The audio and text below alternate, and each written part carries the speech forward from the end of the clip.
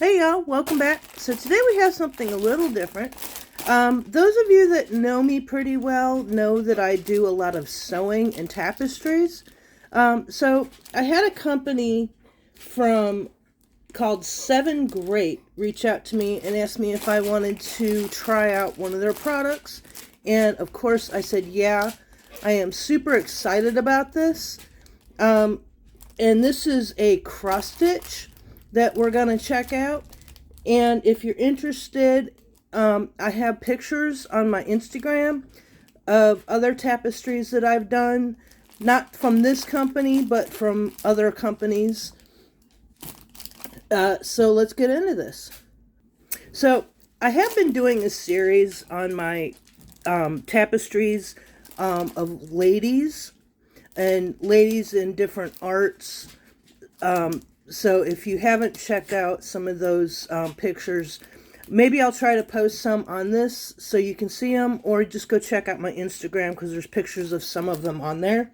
So anyway, SevenGreat is a cross-stitch company, and they have given me a link and a discount code. So if you're interested in trying out any of their cross-stitch sewing products, and y'all, they have some great products. They have everything from scissors to hoops to just cross stitches, small projects, big projects, you name it, it's on there.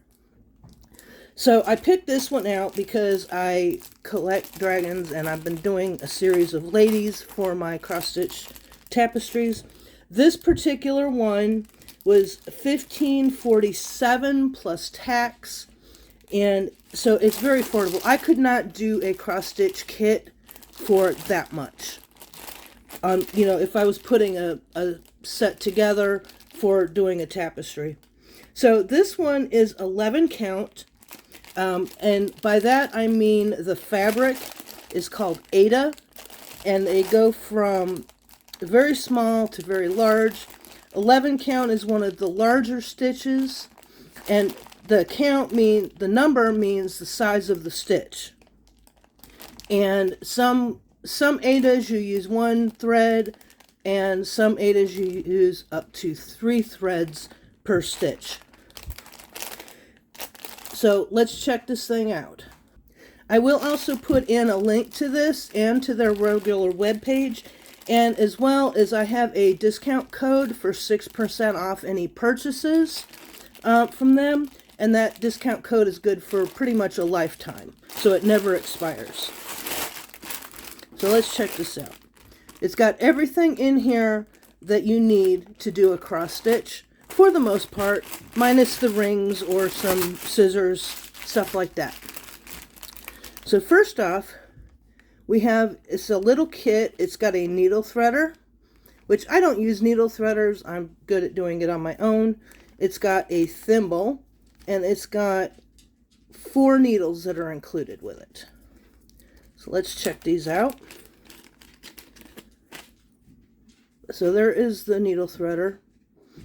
And y'all, I really couldn't tell you how to use a needle threader because I've never used one. And this is a thimble. It's a very unique kind of cool thimble. And it's adjustable. So it goes on. And y'all, when I do cross stitch, I have a tendency to poke myself in the finger, especially right here. So that goes on and that protects your finger. So, and then it comes with 4 needles, and y'all, these are good quality needles. And if you see, they are kind of tapered at the end, so they're not super sharp, which you don't need a sharp needle for doing cross stitch. So let's get on to the next thing.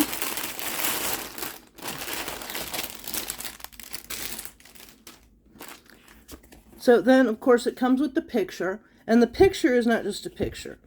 So this, on the numbers on the side, these are where your stitches are at. And this gives you a guide. This is a stamped cross stitch. And you can do this 2 ways. You can either use it the stamped cross stitch, or you can do it as a counted cross stitch, which I usually do counted cross stitch, but we'll see. So it has all your colors, your numbers. Each square is a specific symbol, and those symbols tell you what colors to use. And these numbers that are up on the top tell you where you're at in the project. For example, row 10, this is the first 10 squares. Each square is 10 long and 10 high. I usually, when I do a cross stitch, I start dead in the middle. It's easiest for me, and that way it is centered on your canvas if it's not a stamped cross stitch, because I do a lot that are not stamped cross stitches. Here they have all your symbols according to your colors.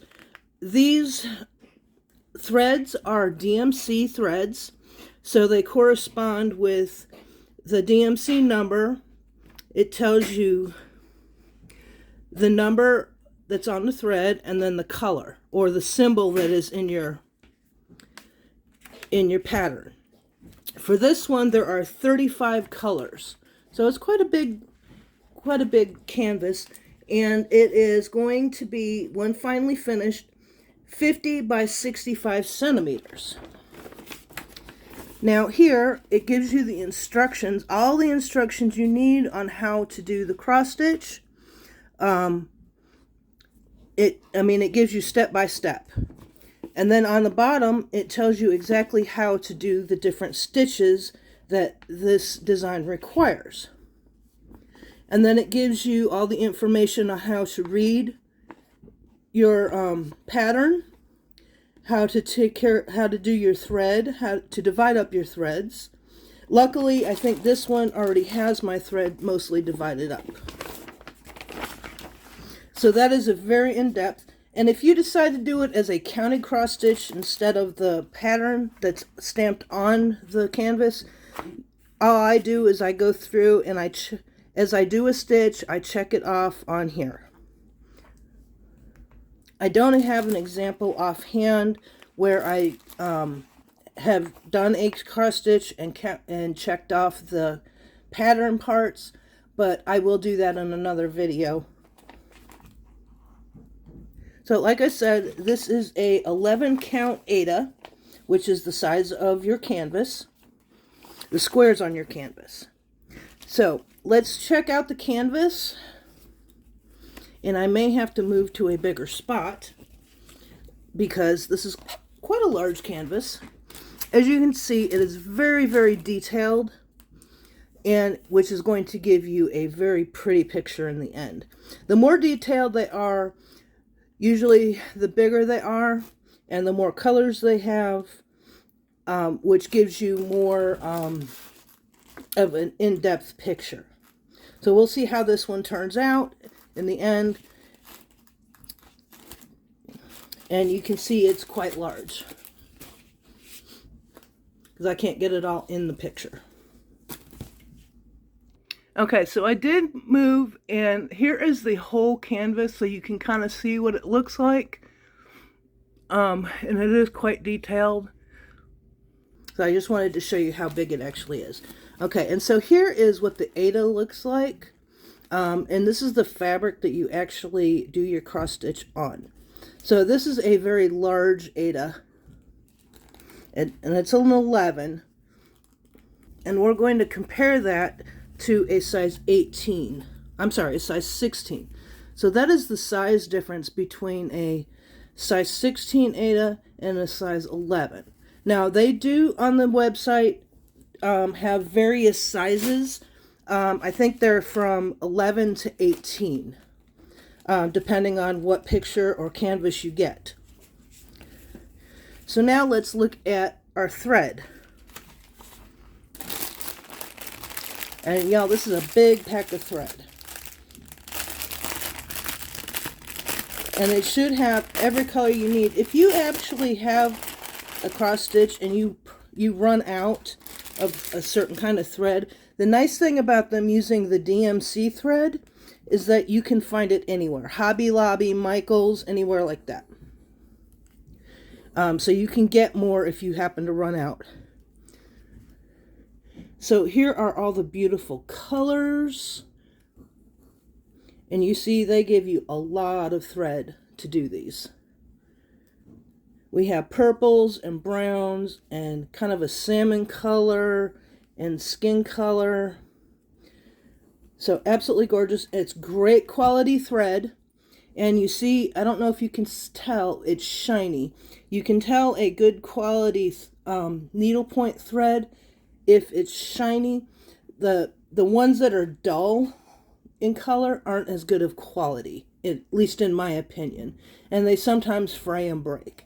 These DMC colors, they're such good quality. I have very rarely had a problem with them breaking. So as it comes, each color has a number, and that's the DMC number. And you can go back and put your color code on the top of it if you so choose. And I usually do that to make my life a little easier. But you see, these three are all the same color. And that should be all I need to complete this.